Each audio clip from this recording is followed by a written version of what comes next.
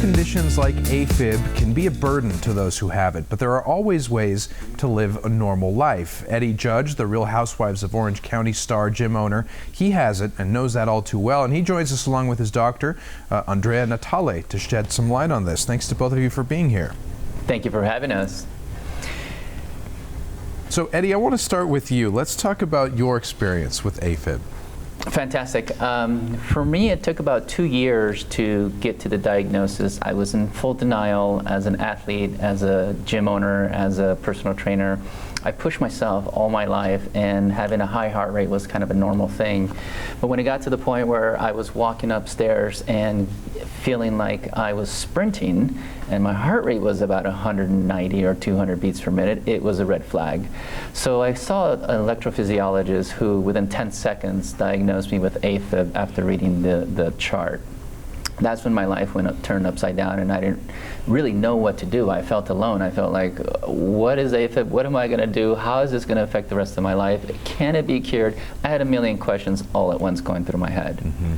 Yeah, of course, I can imagine how scary that would be. And doctor, I mean, there are risks associated with not catching this, right? Talk about why patients need to know for sure if they do have it.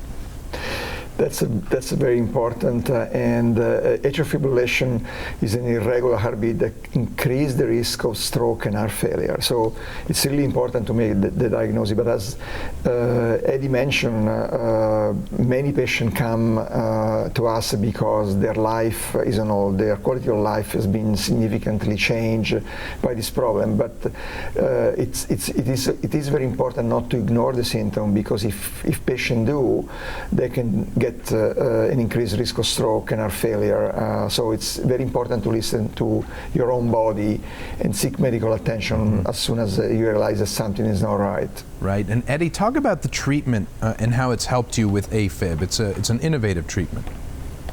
Yeah, well, my treatment started with drugs, and the side effects of the drugs really didn't help me get any better. So catheter ablation was instrumental in getting me back to my normal health. It was really the best choice for me, which it's been almost about a year since my procedure, and I'm back to normal. I feel great. That's great to hear. It's nice to see you sitting here healthy. And doctor, who is ablation? That's the procedure, that's what it's called. Who is that right for?